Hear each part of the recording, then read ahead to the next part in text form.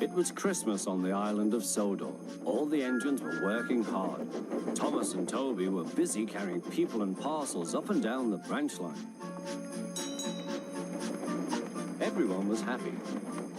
Only the coaches, Annie and Clarabelle, were complaining. It's always the same before Christmas, they groaned. We feel so full, we feel so full. Oh, come on, said Thomas. Where's your festive spirit? Christmas Day is almost here.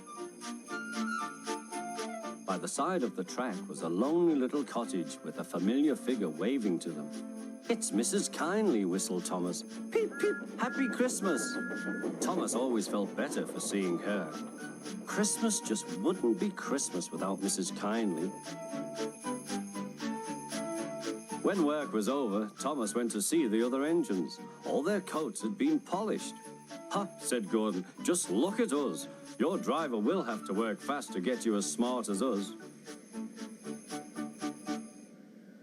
Never mind that, replied Thomas. I've something important to say.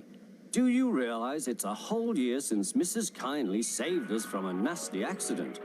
You remember when she was ill in bed and... Yes, of course, interrupted Edward. You told us how she waved her red dressing gown out of her window to warn you about a landslide ahead.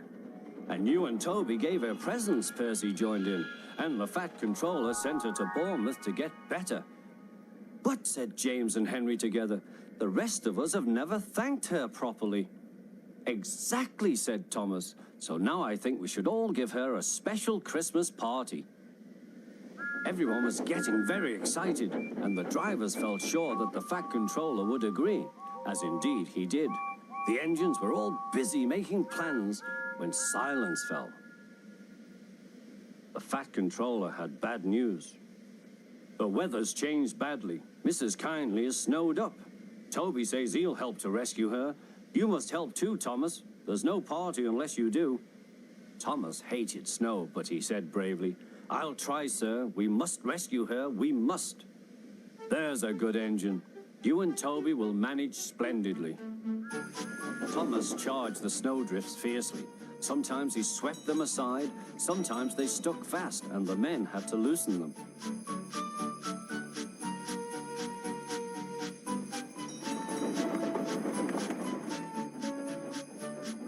But at the cutting near the cottage, they could go no further. Look at that, exclaimed Thomas's fireman. Peep, peep, peep, here we are, whistled Thomas. An answering wave came from an upstairs window. Then they heard a familiar sound. That's Terence, said Thomas. He's come to help too. Sure enough, Terence had a snowplow and was working hard to clear a path to the railway line in safety. At long last, the rescue was complete. Percy took the tired workmen home. Terence said goodbye to Mrs. Kindly and promised to take care of her cottage as he watched them all set off. The engines made good time. No more snow had fallen, but the yard was dark. Thomas's heart sank. Suddenly, all the lights went on. What a marvelous sight awaited Mrs. Kindly. Well done, said the Fat Controller. I'm really proud of you all. Mrs. Kindly especially thanked the smaller engines. Thomas and Toby are all friends, she said. And now, Percy, you are my friend too. Percy was very pleased. 3 cheers for Mrs. Kindly, he called. Peep, peep, peep. They all whistled. We wish you a Merry Christmas. We wish you a Merry Christmas. We wish you a Merry Christmas and a Happy New Year.